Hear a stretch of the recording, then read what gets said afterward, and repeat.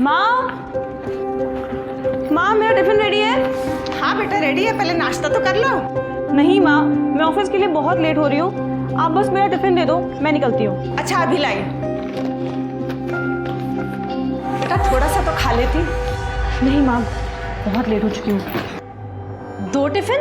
1 रोटी तो खाई नहीं जाती जया तुमसे, फिर ये 2 टिफिन किसके लिए? भाभी, वो क्या है ना कि हम लोग ऑफिस में साथ में लंच करते हैं, तो कहीं कम पड़ जाए इसीलिए। तुम्हें तो फ्री में खिलाते ही हैं, अब तुम्हारे स्टाफ को भी फ्री में खिलाएं। बहू जरा संभाल के बात करो। माँ सही तो कह रही है वो, सरकारी नौकरी है, इतना अच्छा कमाती है, ये नहीं कि घर में मदद करे। क्या मैं और पापा मिलके पूरे घर का बोझ उठाएं सिर्फ? मनोज, तुम अच्छी तरह से जानते हो कि इस घर में लड़कियों की कमाई नहीं ली जाती है। रोज रोज नाटक क्यों होता है इस घर में?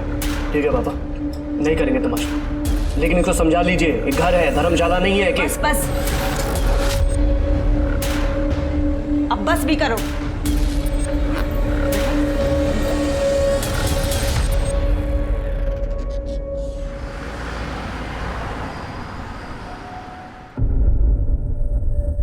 थैंक यू यार, तुम रोज रोज मेरे लिए लंच लेके आती हो,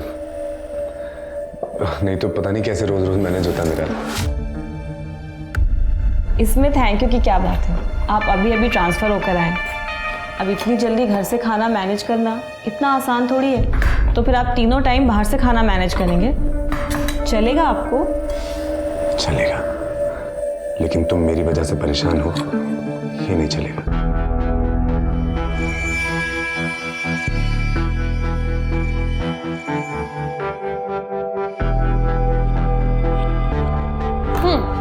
मैनेजर साहब तो अभी भी मदहोश लग रहे हैं, सही होश उड़ाए तेरे परफ्यूम ने। देख ले, कहीं सहारे वारे की जरूरत तो नहीं है उन्हें। चुप करना, वैसे ही पूरा ऑफिस मेरे पीछे पड़ा हुआ है, ऊपर से तू भी बकवास करी जा रही है।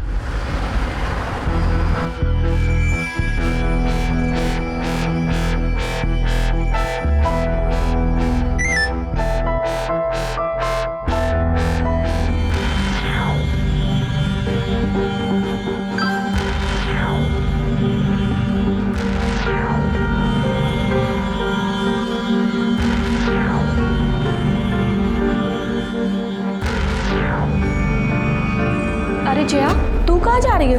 अभी तो 1:30 भी नहीं बजा। अरे इतनी तो उसे भूख भी नहीं लगी रहती है जितनी इसे खिलाने की पड़ी रहती है। जया, ये तो होना ही था। अब ऑफिस में बॉस के साथ रोमांस चलेगा तो ऐसी बातें तो सुननी पड़ेंगी।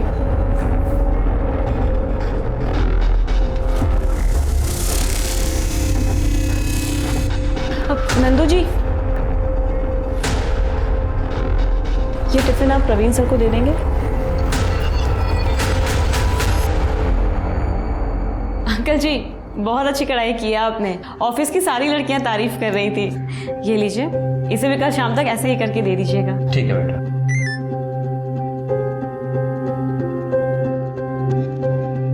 और हरीश, कैसी चल रही है पढ़ाई? ठीक चल रही है दीदी। बेटा अब तू ही इसे समझा, पढ़ाई तो ठीक है लेकिन इसको बोल थोड़ा काम में भी मन लगाए, मेरा भी हाथ बटाए। ये बात तो सही कह रहे हैं अंकल, पढ़ाई के साथ साथ इनके काम में भी हाथ बटाया करो। जी दीदी।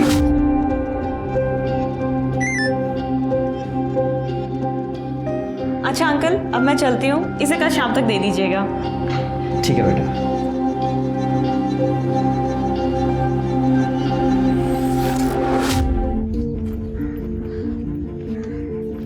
आप यहाँ क्या कर रहे हैं? टिफिन देने आओ तुम घर। आपने अभी तक खाना नहीं खाया? तुमने खाया? क्यों? मैं नहीं चाहती हूँ कि मेरी और आपकी कोई बदनामी हो। अरे हमारी कोई बदनामी नहीं कर सकता है, पता है क्यों? क्योंकि मैं तुमसे सचमुच प्यार करता हूँ। प्रवीण, मैं भी आपसे बहुत प्यार करती हूँ।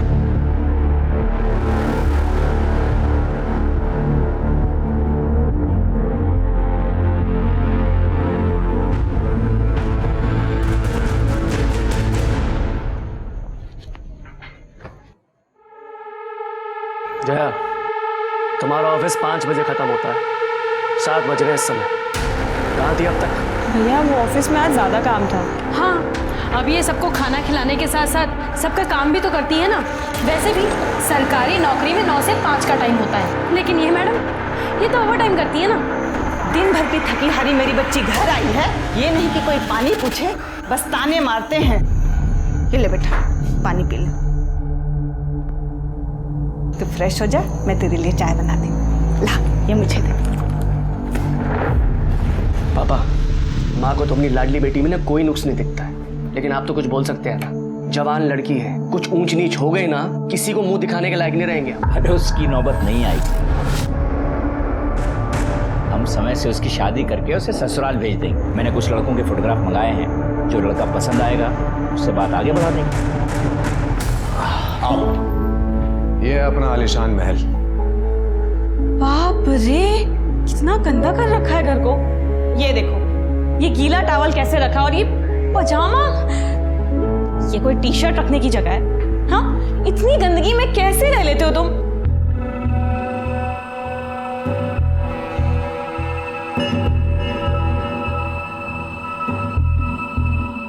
देखो, शादी से पहले ये सब नहीं। हम दोनों एक दूसरे से प्यार करते हैं, और प्यार दुनिया की सबसे प्यार चीज होती है। और जल्दी हमारी शादी तो हो ही जाएगी, उसके बाद तो ये सब होना ही है ना। तुम्हें मुझ पर यकीन नहीं है?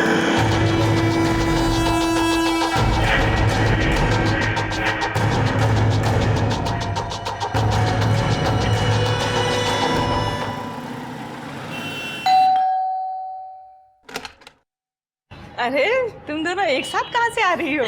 ये तो मुझे यहाँ गेट पर ही मिली। ले पानी पी और बैठ। अरे जया, आ गई तुम? आओ बैठो। बेटा, तेरी शादी के लिए कुछ लड़कों के फोटोग्राफ्स आए हैं, तू देख ले, पसंद कर ले, फिर हमें बता दे। ये देख, हमने तेरे लिए इस लड़के को पसंद किया है। लड़का बहुत अच्छा है और तेरी ही तरह सरकारी नौकरी भी करता है।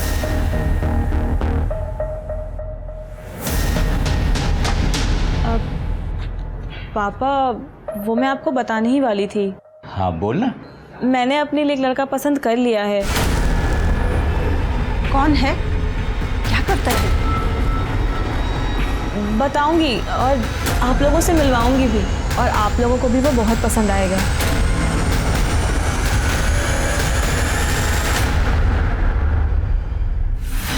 मेरा ही पति मिला था तुझे फांसने के लिए, डोरे डालने के लिए। शर्म नहीं आती तुझे? एक औरत होकर दूसरी औरत से हाथ जोड़ते हुए। सुन, अगर मर्दों को रिझाने का ज्यादा ही शौक है ना, बाजार में जाके बैठ। यहाँ क्या कर रही है तू? कौन है तू? हाँ, और ये क्या बकवास करे जा रही है? दिमाग तो सही है तेरा? सुन, मैं तुझे जानती तक नहीं हूँ।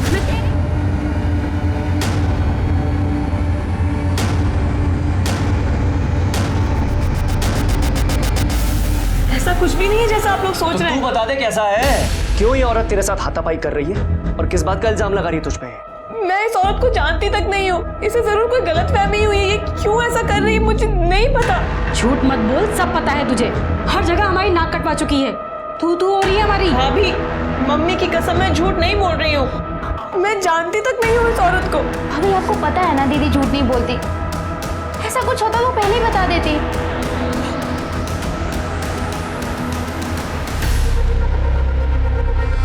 मुझे तो समझ में नहीं आ रहा कि मैं किस पे यकीन करूं और किस पे नहीं। अरे जया, ये वीडियो वायरल हो चुका है, और तुम कह रही हो कि तुम उस औरत को जानती नहीं हो। ऐसा कैसे हो सकता है?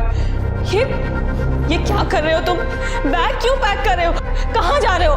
जयपुर जा रहा हूँ माँ से मिलने, मंडे को आऊंगा। इस वक्त जब मुझे तुम्हारी सबसे ज्यादा जरूरत है, तुम मुझे ऐसे छोड़ के जा रहे हो। देखो, मैं तुमसे यही कह रही हूँ कि एक बार पापा से चल के मिल लो। तुमने मुझे संडे को लास्ट चांस दिया है। अगर तुम उनसे नहीं मिले तो वो मेरी शादी किसी और से करवा देंगे। अच्छा है, अपने पिताजी की पसंद के लड़के से शादी कर लो, क्योंकि अगर ये हाथ से निकल गया ना, कोई लड़का तुमसे दोस्ती तक नहीं करेगा। अच्छा अब जाओ यहाँ से, चलो मुझे बहुत काम है। अरे जाओ यार, मूड मत खराब करो मेरे, जाओ जाओ।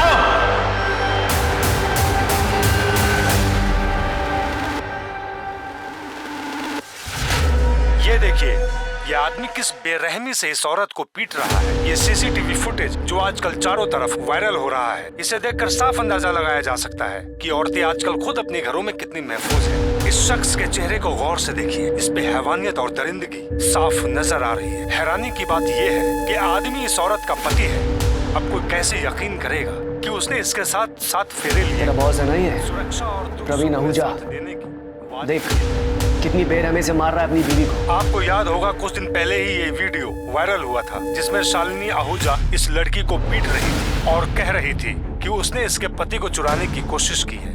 मतलब शालिनी को प्रवीण और उस लड़की के अफेयर का पता चल गया और उसने इसी गुस्से में जयपुर से दिल्ली आकर उस लड़की को मारा और वीडियो वायरल हो गया। ये वीडियो प्रवीण ने भी देखा। प्रवीण वीडियो देखकर गुस्से में जयपुर गया और सबक सिखाने के लिए अपनी पत्नी को जानवरों की तरह मारा। पर सवाल ये है कि वो लड़की जिसकी वजह से ये बवाल खड़ा हुआ, जिसने एक शादीशुदा आदमी से अफेयर चलाया और बसी बसाई गृहस्थी उजाड़ने की कोशिश की, उसे अपने किए पर जरा भी शर्म आई या नहीं? उसकी परवरिश कैसी होगी? कौन होंगे देख लिया, कितनी बार मैंने आपको समझाया था चीजों को संभाल लो, उस पर लगाम लगाओ, पर नहीं, हमारी लाडली बेटी है, अब भुगतो इसको। बड़ी तड़ी में रहती थी कि पूरी दुनिया में बस एक यही औरत हो जो नौकरी कर रही है। अब मैं अपने मायके में क्या मुंह दिखाऊंगी? इस लड़की की वजह से हम समाज में मुंह दिखाने लायक नहीं रहे।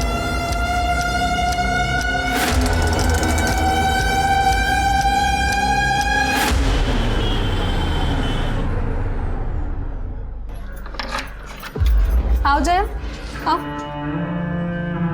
अरे आओ ना। देखो, ये मेरे कजन सुमित का फ्लैट है। अच्छा है ना? खाली पड़ा था और जब मैंने उसे तेरे बारे में बताया तो उसने कहा तुझे जब तक यहाँ रहना ना तू रह सकती है। देख, फुल्ली फर्निश्ड फ्लैट है तो तुझे कुछ खरीदने की जरूरत नहीं है। बैठ। देख, तू इतना मत सोच, अब जो होना था वो हो गया। और चाहे मेरी बात याद रख कि सारे लोग प्रवीण जैसे नहीं होते। तू भी भूल जा उस कमीने को और लाइफ में मूव ऑन कर, एंजॉय कर।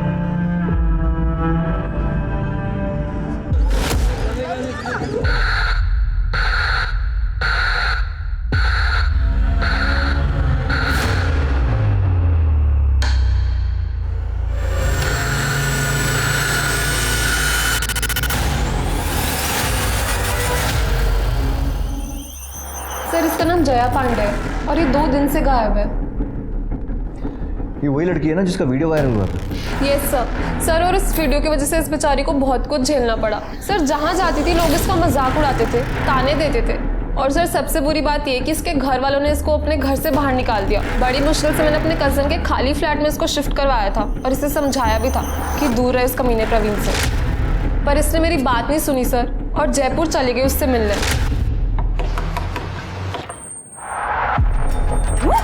इस वक्त क्या करने आई है यहाँ? मेरी गृहस्थी में कलेश डाल के तुझे चैन नहीं मिला जब यहाँ तक पहुँच गई? देखो, मेरी तुमसे कोई पर्सनल दुश्मनी नहीं है। मैं तुमसे बस एक रिक्वेस्ट कर रही हूँ, मुझे एक बार प्रवीण से मिलने दो। हे भगवान, ये तो बहुत ही बेशर्म औरत है। तू आई कैसे यहाँ? क्या हो रहा है यहाँ? हाँ? चल अंदर। तुझे छोड़ूंगी नहीं मैं। समझता क्या है तू? यहाँ तक आ गई? तेरी हिम्मत कैसे हुई यहाँ आने की? चल अंदर। और अब आवाज नहीं आनी चाहिए तेरी। आवाज?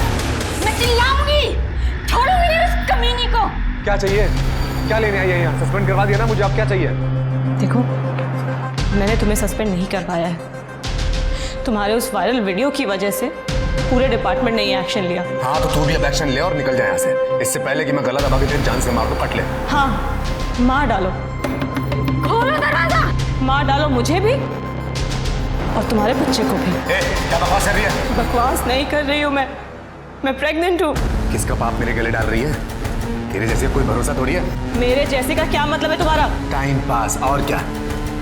जैसे 2 बार हंस के बात क्या कर लो, गले पड़ जाती है, जैसे तुम मेरे गले पड़ रही है। देख, शराफत से बोल रहा हूँ, निकल जाए यहाँ से, दोबारा इधर दिखियो मत, ठीक है? वरना जान से मार दूंगा तुझे मैं। चल ना, जब उसने मुझे ये सब बताया सर तो मुझे बहुत गुस्सा आया। मैंने उसे बहुत सुनाया भी। फिर जाके उसने मुझे प्रॉमिस किया कि वो प्रवीण से कभी बात नहीं करेगी। ये वही शालिनी और प्रवीण आहूजा हैं जिनके डोमेस्टिक वायलेंस का वीडियो मीडिया के हाथ लग गया और फिर मीडिया गिद्ध के जैसे उनके पीछे पड़ गया। अब फिर ब्रेकिंग न्यूज़ बन जाएंगे और मीडिया हर जगह इस खबर को उछालेगा। सर मुझे उससे कोई मतलब नहीं है, मैं बस आपसे ये रिक्वेस्ट कर रही हूँ कि आप प्लीज़ जया को ढूंढ दो। जया को आखिरी बार कब देखा था आपने? सर मिले हुए तो मुझे बहुत टाइम हो गया, पर मेरी लास्ट बात 28 तारीख को हुई थी। 29 तारीख को हम लंच पर जाने का सोच रहे थे, पर जब मैंने उसे फ़ोन किया तो उसने मेरा फ़ोन ही नहीं उठाया। सर फिर 30 तारीख को भी जब मेरी उससे पूरे दिन बात नहीं हुई तो 1 तारीख को मैं उसके घर गई। सर मेरे पास उसके घर की एक एक्स्ट्रा चाबी है। जया, सर जब मैंने दरवाज़ा खोला तो जया वहाँ पे नहीं थी। जया, पर उसका फ़ोन, लैपटॉप, पर्स सब वहीं पर था सर। मुझे लगा कहीं पास में गई होगी तो ले जाना भूल गई होगी। सर मैंने वहाँ पे बहुत इंतज़ार किया पर जया वापस आई ही नहीं।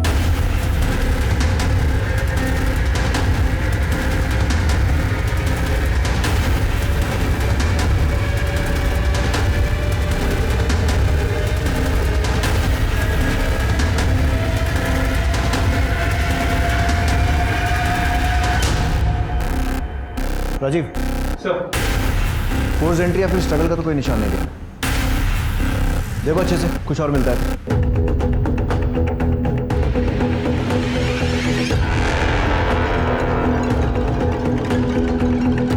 ये सीसीटीवी पहले से ही?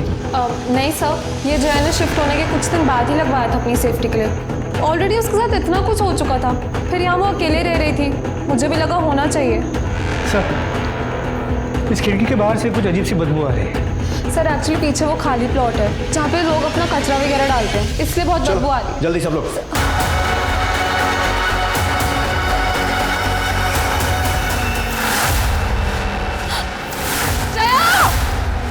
पीछे प्लीज।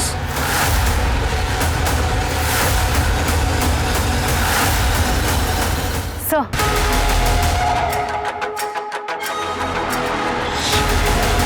लोगों को हुआ क्या है यार? मतलब लड़की को पेट काट के मारा और फीटस भी निकाल दिया। देखो आसपास कुछ मिलता है तो। सर कहा नहीं जा सकता कि कितनी बार चाकू से वार किया गया था। बच्चे को बाहर निकाला गया और बच्चे पर भी चाकू से वार किया गया। मिस्टर, बॉडी को पोस्टमार्टम के लिए भिजो और फीटस का डीएनए टेस्ट करवाओ। जया का फ़ोन सीज करो, फैमिली को इन्फॉर्म करो और घर के पास में अगर कोई सीसीटीवी है तो वो चेक करो। पता लगे कि इतनी रात को अकेले निकली क्यों। जिसने भी ये किया है बचना नहीं चाहिए।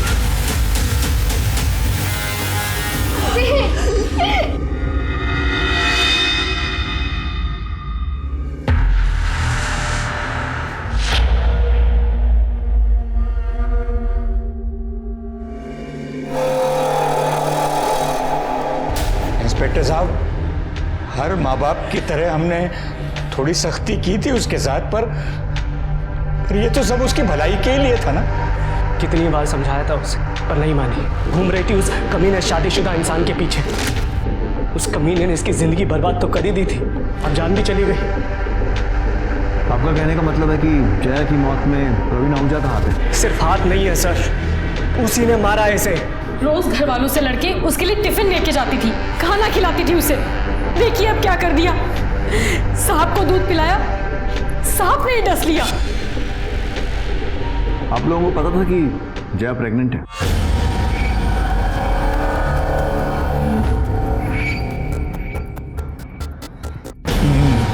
नहीं इंस्पेक्टर साहब। ठीक है, फिलहाल आप लोग जा सकते हैं, लेकिन अगर कुछ भी याद आता है, ऐसी कोई भी बात जो इस इन्वेस्टिगेशन में हेल्प कर सके तो हमें इन्फॉर्म कीजिएगा। और क्या बताना रह गया इंस्पेक्टर साहब, बोल तो रहे हम लोग। वो कमीना है ना प्रवीण, हड्डियां तोड़ी आप उसकी, खुद ब खुद सब उगल देगा वो। मैं हाथ जोड़ता हूँ आपके सामने, छोड़ना मत उसको। जब तक मेरी बेटी जिंदा थी तो बदनाम कर दिया उसे, और उससे मन नहीं भरा तो मार दिया मेरी बच्ची। मैंने तो पहले ही कहा था इस पे भी नजर रखो। जो कसर उसने छोड़ दी है ना, कहीं ये वो पूरी ना कर दे। देखा नहीं था जब पुलिस वालों के सामने रो रही थी तो वो लोग हमें कैसे देख रहे थे। वो तो नाक कटवा के गई है, ये तो पूरे परिवार को जेल भिजवा के मानेगी।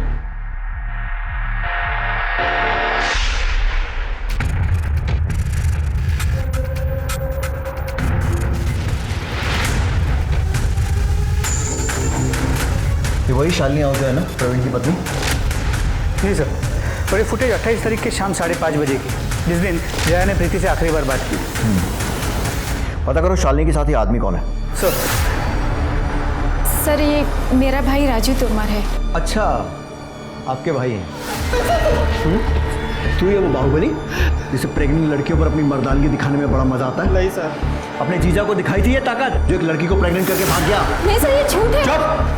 तेरा सच झूठ सब बराबर कर देंगे। अपने पति पर गुस्सा नहीं आता, वहां दिखानी थी ना ये ताकत, या फिर चुपचाप वहां मार खाती है और उस बेचारी लड़की पर जोर आजमाइश करते हो तुम सब? जया के घर क्यों गए थे? क्यों मारपीट की उसके साथ? सर क्योंकि इतना सब कुछ होने के बाद भी वो प्रवीण को कांटेक्ट कर रही थी, जबकि प्रवीण उससे बात तक नहीं करना चाहते थे।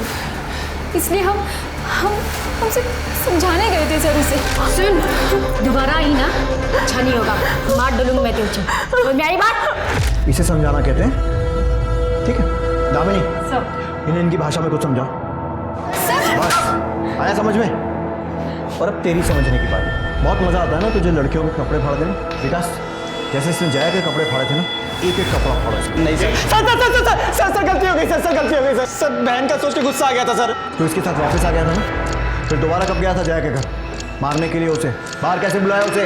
सर मैं सिर्फ एक ही बार गया था दीदी के साथ सर, मैंने उसे नहीं मारा सर, सिर्फ मैं एक बार समझाने गया था सर। फिर से समझाने? सर धमकी देने गया था सर, बस उसे ये कहने गया था कि जीजा जी से दूर रहे सर, पर सर मैंने उसे नहीं मारा सर, सच में। पढ़ा रंदोस को मॉलेस्टेशन का केस बनाओ। मॉलेस्टेशन? सर आप ऐसा नहीं कर सकते सर। दामिनी, समझाओ इसे कैसे कर सकते। Sir please sir. हाँ राजीव, कुछ और मिला? जी सर, ये देखिए सर, 28 तारीख जिस दिन शालिनी और उसका भाई जया के घर गए थे, उसी रात 11 बजे की ये फुटेज सर। यहाँ पे प्रवीण जया के साथ मारपीट करते हुए दिखाई दे रहा है।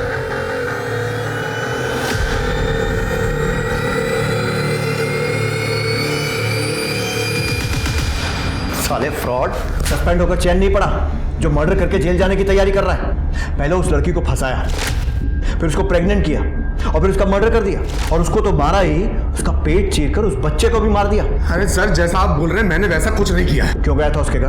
क्योंकि उसने मेरा जीना हराम कर दिया था ये बोल बोल के कि वो प्रेग्नेंट है और उसके पेट में जो बच्चा है वो मेरा है, जबकि ऐसा पॉसिबल ही नहीं है सर।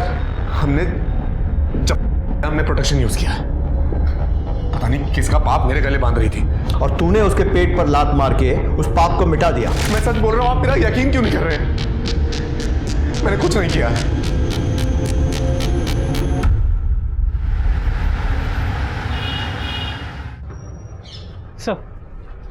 सर मैंने पता कर रहा, 28 तारीख की रात 11 बजे के आसपास जया के घर वाली एरिया में कोई मेजर फॉल्ट हुआ था, जिस वजह से लाइट चली गई थी, जो अगले दिन सुबह 10 बजे के आसपास वापस आई थी। मतलब सीसीटीवी लाइट जाने के कारण बंद हुआ। मलिक, हमारे पास और कोई तरीका नहीं अब ये पता करने का कि प्रवीण के जया के पेट में लात मारने के बाद क्या हुआ, क्योंकि उसके हिसाब से तो वो अपने घर चला गया था और सुबह तक वहीं था।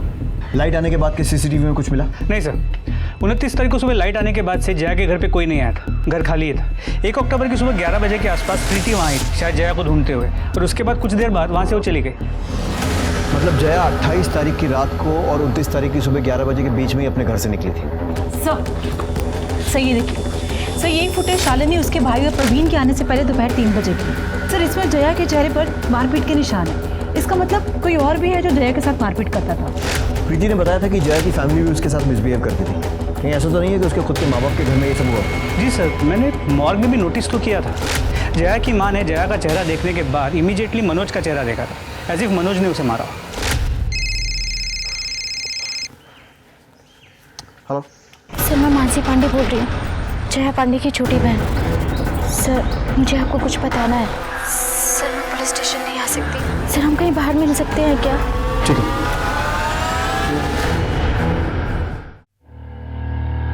सर प्रवीण ने दीदी को सिर्फ यही झूठ नहीं बोला था कि वो शादीशुदा नहीं है, बल्कि दीदी को शादी का झूठा प्रॉमिस भी किया था, और वो आदमी झूठे वादे करके उन्हें बदनाम करके भाग गया। और तुम्हारी फैमिली ने क्या किया? जया को सपोर्ट किया? सपोर्ट? बाहर वालों से भी ज़्यादा जीना हराम कर दिया था उन लोगों ने। पापा हमारी फीलिंग्स कभी नहीं समझते थे, और मनोज भैया वो तो हमेशा दीदी से किल से रहते थे, क्योंकि भैया को बर्दाश्त ही नहीं था कि दीदी की सैलरी उनसे ज़्यादा है और वो घर खर्च के लिए पैसे भी नहीं देती। इसकी वजह भी पापा ही हैं, क्योंकि वो लड़कियों की कमाई खाना ही नहीं चाहते थे। और तुम्हारी माँ और भाभी? हाँ बेचारी की चलती का है, और भाभी वो तो हमेशा ही आग में घी डालने का काम करती हैं। जब दीदी का वीडियो वायरल हुआ था, पापा भैया भाभी इन लोगों ने दीदी का जीना हराम कर दिया था। तरस खाम पे और नहीं झेल सकते तुझे। निकल मेरे घर से। पापा, पापा मैं कहाँ जाऊंगी? तू तो कहीं भी जा सकती है ना। तेरे जैसी चंट लड़कियों के लिए दुनिया में कोई कमी है क्या? जा ढूंढ ले फिर से कोई शादीशुदा आदमी। नहीं पापा मैं कहाँ जाऊंगी? नहीं बेटा, नहीं बेटा, और आगे से शक्ल मत दिखाना अपनी। तीनों ने मिलकर जबरदस्ती दीदी को घर से बाहर निकाल दिया। उन्हें रोक नहीं पाई और फिर जब कुछ दिन पहले दीदी माँ से मिलने घर आई तो पानी देना।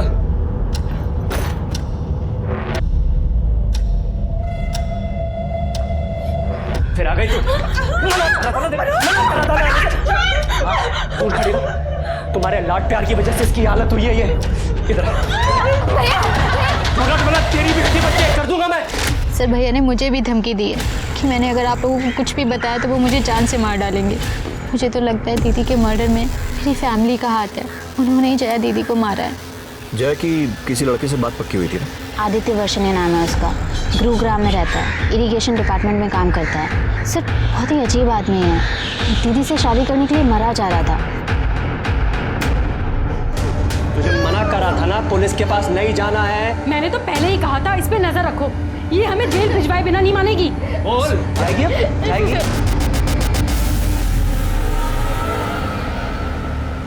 सर मुझे अब भी यकीन नहीं हो रहा कि जया इस दुनिया में नहीं है, और उसके साथ जो भी हो ना सर, सिर्फ उसमें उसका इतना कसूर है कि उसने उस कमीने प्रवीण से प्यार किया। सर बहुत इनोसेंट थी सर वो। और तू कैसा है? सिर्फ अच्छा ही है या इनोसेंट भी है? क्योंकि आजकल के ज़माने में तेरे जैसे लड़के मिलना बहुत मुश्किल है, जो सब जानते हुए भी शादी करने के लिए तैयार हो गए। सर मैं वैसा इंसान नहीं हूँ कि किसी को दूसरा चांस ना दूँ अगर उससे कुछ गलती हो जाए, और यहाँ पे तो जया की गलती भी नहीं थी ना सर। 28 सितंबर की शाम से 30 सितंबर की सुबह तक कहाँ था? मैं गुरुग्राम में था सर, अपने घर पे। प्रूफ दे सकता है? प्रूफ कहाँ से लाऊं सर? मुझे पता थोड़ा था प्रूफ देना पड़ेगा। पता होता तो मैं रखता किसी को अपने साथ प्रूफ के लिए। इनोसेंट होने के साथ साथ स्मार्ट भी है। किसी पर शक है जो जया के साथ ऐसा कर सकता है? शक नहीं सर, मुझे पूरा यकीन है प्रवीण आहूजा पे। उसने उसको यूज किया और फिर पीछा छुड़ाने के लिए उसका मर्डर कर दिया। तू भी तो हो सकता है।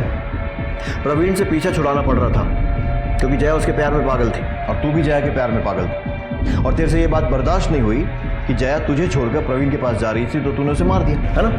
नहीं सर मैं उसके साथ ज़बरदस्ती नहीं करना चाहता था, उसकी मर्जी के साथ उससे शादी करना चाहता था, और मुझे किसी बात की जल्दी नहीं थी। मैं वेट करने के लिए भी तैयार था। मुझे लगा था कि एक ना एक दिन उसको मेरे प्यार की अहमियत समझ आएगी और वो खुद मेरे पास चल के आ जाएगी। Thank you sir.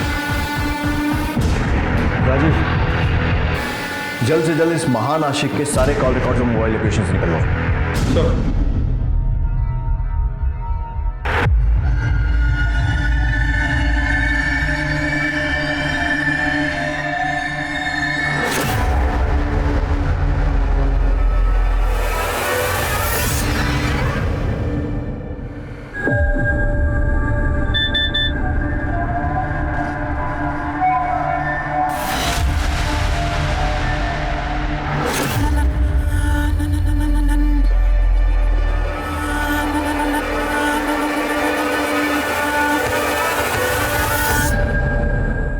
सर ये देखिए न्यूज में क्या आ रहा है। प्लीज मेरी मदद कीजिए, मेरे बहन के कातिलों को ढूंढने में। पुलिस इस मामले में छानबीन कर रही है। उनका क्या कहना है, क्या प्रोग्रेस है इस केस में? पता नहीं वो लोग कुछ कर भी रहे हैं या नहीं। 3 दिन हो गए उसकी बॉडी मिले, लेकिन पुलिस के पास बोलने के लिए कुछ भी नहीं है। अब आप लोग हमारे आखिरी सहारा है, प्लीज हमारी मदद कीजिए। मानसी का प्रॉब्लम क्या है? हर चीज को इतना बड़ा चढ़ा कर बोलती है। इसे यहाँ पुलिस स्टेशन में आकर हमसे बात करने में डर लग रहा था, आज सारी दुनिया के सामने दुखड़ा रोने में नहीं लग रहा है। सर ये भी तो हो सकता है कि मानसी ये पूरा नाटक हमसे कुछ छुपाने के लिए कर रही है। सर मैं कोई झूठ नहीं बोल रही, मैं बस अपनी बहन को न्याय दिलाना चाहती हूँ। हम भी वही चाहते हैं। बस एक बात समझ में नहीं आ रही कि जिस फैमिली पर तुम्हें अपनी बहन के मर्डर का शक था, अचानक उनके साथ मिलकर हम पर इल्जाम क्यों लगा रही हो? वो सर मम्मी को पता चल गया था कि मैं आपसे मिली थी। बेटा मैं जानती हूँ कि तेरे पापा और मनोज ने जया के साथ सही नहीं किया है, लेकिन ये भी तो गलत है कि तू उन्हें ही उसका कातिल समझ रही है। मैं तो बस दीदी को इंसाफ दिलवाना चाहती हूँ बस। वो तो हम सब भी चाहते हैं बेटा। तो बोल तो सही, हमें क्या करना है? हम खड़े हैं तेरे पीछे। और फैमिली का सपोर्ट मिला तो तुम्हें लगा क्यों ना हीरोइन बना जाए, और इसीलिए तुम मीडिया के पास पहुंच गई, जो पहले से ही तुम्हारे दरवाजे के बाहर मौजूद था। अभी जाने दे रहा हूँ, लेकिन अगली बार अपने फायदे के लिए पुलिस पर इल्जाम लगाने से पहले एक बार सोच जरूर लेना।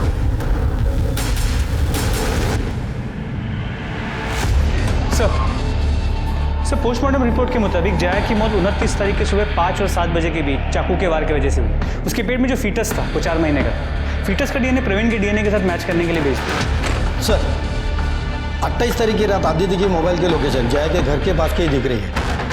राजीव, उठाओ इस आशिक को, इसका इनोसेंस निकालने का टाइम आ गया है।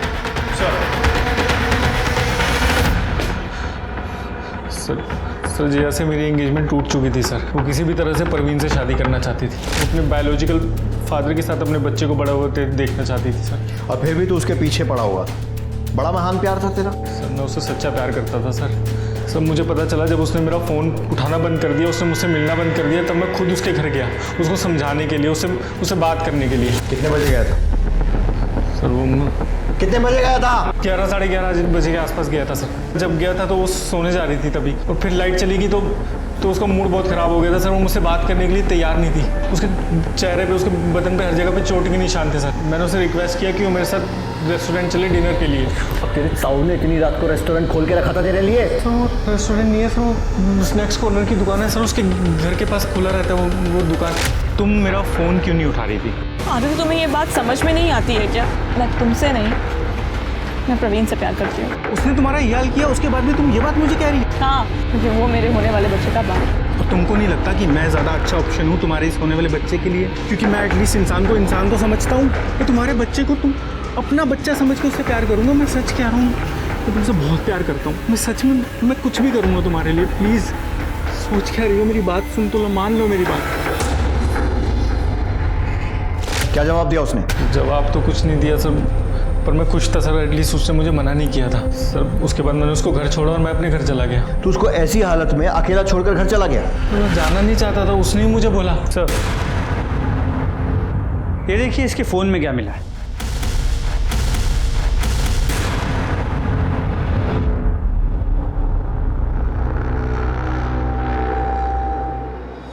सर मेरी एंगेजमेंट हुई बड़ी थी सर उससे।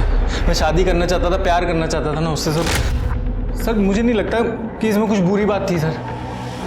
बुरी बात यह है कि तू लगातार हमसे झूठ बोल रहा है। पहले बोला कि जया के घर गया नहीं, फिर बोला गया था लेकिन बाद में अपने घर चला गया, जबकि मोबाइल लोकेशन से साफ दिख रहा है कि 29 सितंबर को सुबह 5 बजे तक तू जया के घर के आसपास था। तू खुद बताएगा या मैं उगलवाऊं? सर मैं बताता हूँ सर उस दिन जब मैं निकला घर के लिए तो मैंने देखा कि मेरी 2 व्हीलर का टायर पंचर हो गया और इतनी रात में कोई दुकान भी खुली नहीं मिली। तो मैं जया को बिना बताए उसके घर के बाहर ही सो गया। तो सुबह 5 बजे उठ के मैंने सबसे पहले पंचर वाले को ही ढूंढा सर। और पंचर बनवाने के बाद मैं गुरुग्राम पहुंच गया 8:30-9 बजे तक सर। फिर झूठ बोल रहा है ना? कोई पंचर नहीं हुआ था तेरी गाड़ी का। तू जया के साथ उसके घर की तरफ गया, वहां पर तूने पंचर होने का बहाना किया और फिर जया के साथ रुक गया और फिर उसके साथ जबरदस्ती की और वो सब करने की कोशिश की जैसा तू दिन रात फील करता था।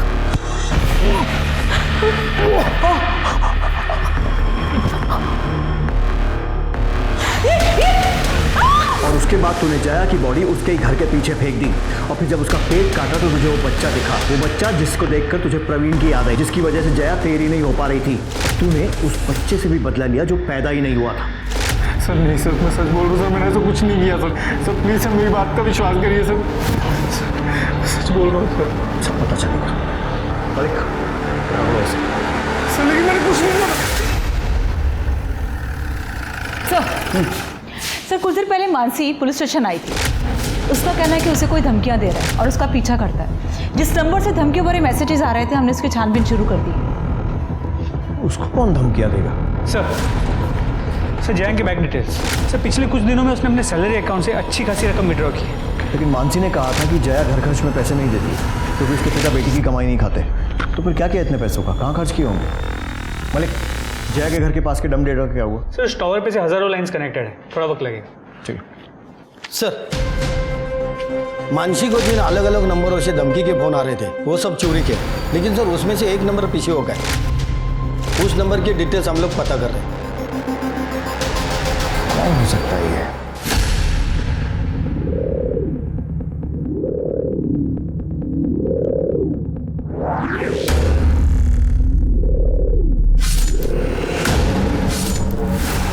तूने मानसी को मारने की कोशिश की और पूरे मार्केट ने देखा इसे हमला करते हुए, और आप लोग इसे बचाने की कोशिश कर रहे हैं। मैंने ही इसे मानसी के साथ भेजा था उसका ध्यान रखने के लिए, क्योंकि उसे जान से मारने की धमकी मिल रही थी। आपकी झूठी इज्जत और अपनी सनक में इसने आपकी एक बेटी के साथ इतना बुरा सलूक किया, लेकिन फिर भी आपको इसी की पड़ी हुई है। बेटियों के लिए हमदर्दी नहीं है आपके दिल में? सर मानसी को मैंने नहीं मारा है, मैं पास की दुकान पे खड़ा था जब मानसी सब्जी खरीद रही थी।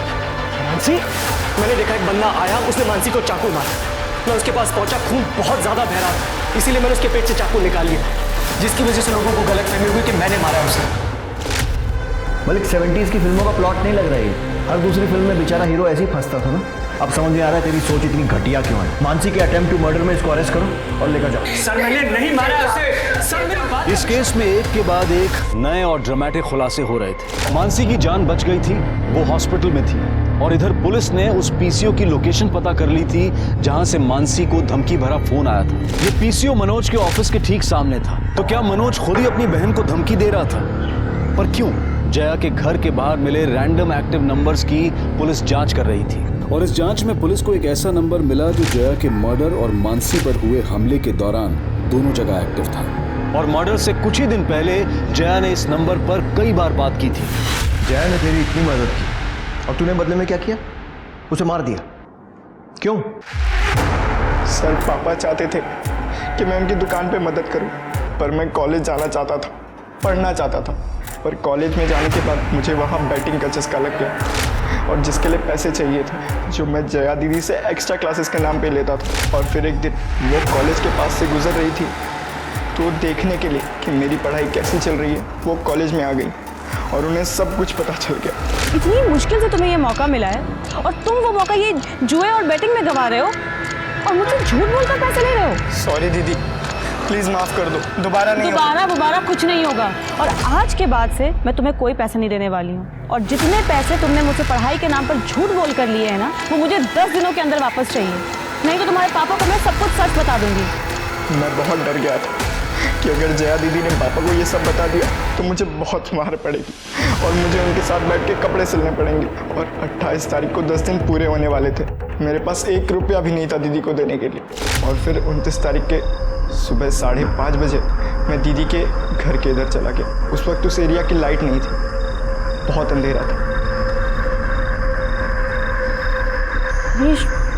तुम इस वक्त यहाँ क्या कर रहे हो? दीदी वो आपके पैसे इस वक्त दो।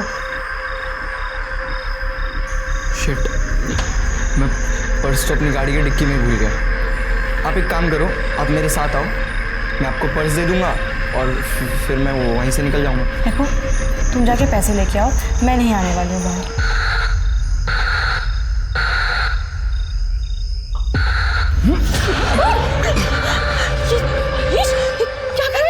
पैसे चाहिए थे ना तुझे? प्रवीण और जया दीदी की स्टोरी सबको पता थी, इसलिए मैंने सोचा कि मैं अगर उनके बच्चे को भी मार दूं तो सारा इल्ज़ाम प्रवीण के ऊपर चला जाएगा। फिर मैंने उनका पेट चीर कर उनका बच्चा निकालकर वहीं मार के फेंक दिया। उसके बाद वो चाकू भी मैंने छुपा दिया। और मानसी को क्यों धमका रहा था? उस पर हमला क्यों किया? आपको कंफ्यूज करने के लिए और मनोज भैया को फंसाने के लिए। और उसके बाद मुझे फ़ोन चुराने का आइडिया मिला। मैं फ़ोन चुराता, धमकी देता और फ़ोन तोड़ देता। मुझे पता था कि मनोज भैया भी आपके शक के लिस्ट में हैं, इसलिए जब वो मानसी के साथ मार्केट में थे, इसलिए मैंने जानबूझकर उस पर अटैक किया और उन्हें वहाँ से चाकू मारकर भाग गया। और सबको लगा कि मनोज भैया ने उन्हें चाकू मारा। बेटा तेरा बाप कितने झापड़ मारता तेरे को अगर उसको पता चल जाता? 10, 12, 15? उससे बचने के लिए तूने 2 जानें ले ली। एक उसकी जो चाहती थी कि तू पढ़ लिख कर कुछ अच्छा करे, और दूसरी जान जो पूरी तरीके से बन भी नहीं पाई थी। मालूम है, जो खतरनाक क्रिमिनल होते हैं ना, वो भी इतनी दरिंदगी नहीं दिखाते हैं जो तूने किया है।